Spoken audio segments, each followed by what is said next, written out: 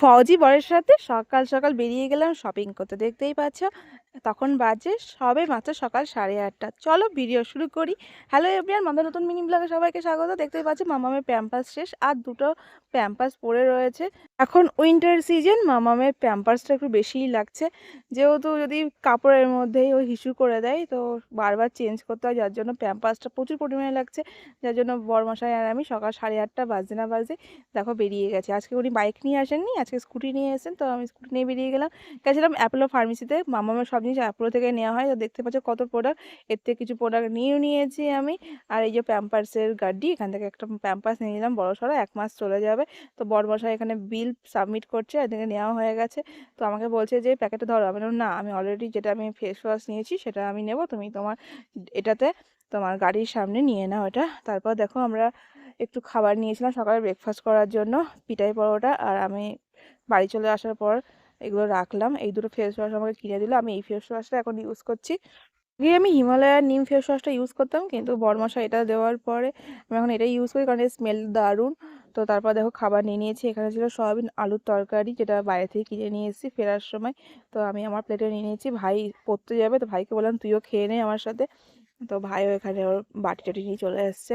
আমার প্রচণ্ড লেগেছে সর্দি, নাক থেকে একদম মানে এতটা পরিমাণে কাঁচা জল বার হচ্ছে, আর গলা প্রচণ্ড ব্যথা। আমি ভয়েস দেখে হয়তো বুঝতে পারছো, এখন ভয়েস দিচ্ছি অনেক কষ্টে, যেহেতু ভিডিও রেডি নেই, এর জন্য অনেক কষ্ট করে আজকে ভিডিওটা দিচ্ছি।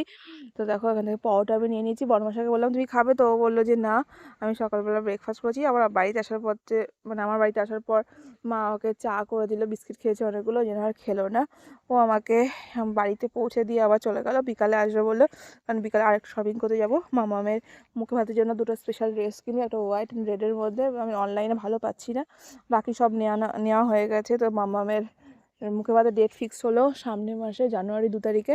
1 তারিখে করতাম, কিন্তু 1 তারিখে বৃহস্পতিবার পড়ছে, আর শুক্রবার ছাড়া আমাদের মুখে ভাতের সিজন মানে সেরিমনিটা হয় না, যার জন্য। তো তারপর দেখো মা এখানে রান্নার প্রস্তুতি করছে। এটা হচ্ছে গতকালের ভিডিও, মানে ফ্রাইডে ছিল, তো মাংস নেওয়া হয়েছে, কিন্তু বরমাসা খেতে পারেনি।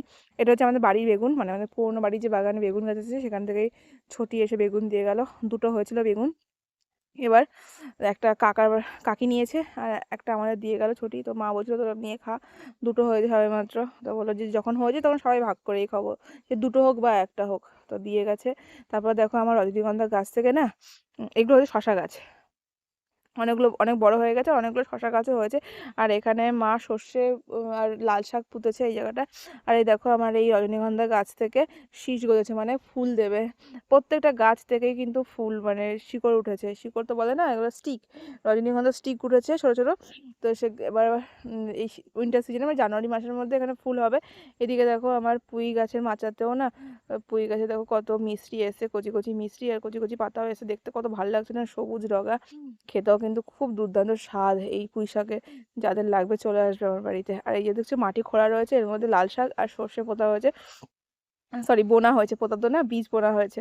তো এগুলো হলে পরে দেখাবো। তারপর দেখো মা ছিম মিছরি আর এখানে আলু কেটে নিয়েছে। এই যে ছিম মিছরি দেখছো, এই ছিমটা হচ্ছে শ্বশুর বাড়ির থেকে আসতেছে, আর এই মিছরিটা আমার মেজো মায়ের বাড়ির থেকে এসছে।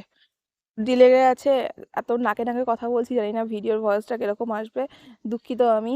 যদি খারাপ লাগে একটু স্কিপ করো, মানিয়ে নিও। আর ভিডিও ভালো লাগলে অবশ্যই লাইক কমেন্টস করে পাশে দেখো। দেখতেই পাচ্ছ মা এখানে পেঁয়াজ আলু সব কাটা হয়ে গেছে, এদিকে মা কড়াইতে রান্না বসিয়েও দিয়েছে, এদিকে ভাত হচ্ছে, আর এদিকে ছিম রান্না হচ্ছে, ছিম আলু মিষ্টির রান্না হচ্ছে। আর কত কাঠ দেখেছো, এই কাঠের জন্যই আমাদের এখানে উনুন করা হয়েছে, মানে আমার বাড়িতে প্রচুর কাঠ, বাড়ির কাঠ তো, যার জন্য উনুন করা। গ্যাসও আছে, গ্যাসও রান্না হয়, ইন্ডাকশনে রান্না হয়। মা এদিকে মাংস আলু ভেজে নিয়েছে, ওইদিকে পেঁয়াজ ভাজা হচ্ছে কড়াইতে, দেখতেই পাচ্ছ। মায়ের রান্না প্রায় শেষ, কিন্তু আমার দুঃখ একটাই, আমার বরমশাই খেতে পারলো না। এদিকে মিষ্টি রান্নাটা হয়ে গেছে, দেখতে পাচ্ছ লাল মিষ্টির কালারের জন্য আলুগুলো লাল হয়ে গেছে। এদিকে দেখো দুপুরে রান্না হয়ে গেছে চিকেনটা, সরি চিকেন না মাটন ছিল, হ্যাঁ ভুল বকছি আমি, মানে এত সর্দি লেগে গেছে, আমি জ্বরের জ্বালায় আমি ভুল বকে যাচ্ছি। তো এটাই ছিল দুপুরের লাঞ্চ আমার। ভিডিও ভালো লাগলে আবারও বলছি অবশ্যই লাইক কমেন্টস করে পাশে দেখো। ভিডিও প্রায় এন্ডে চলে এসেছি। কালকে শুক্রবারে খাওয়া দাওয়ার ভিডিও ছিল, কিন্তু আজ সকালের ভিডিওটা যেটা আমি শপিং করতে গেলাম সেটাই তোমাদের সাথে শেয়ার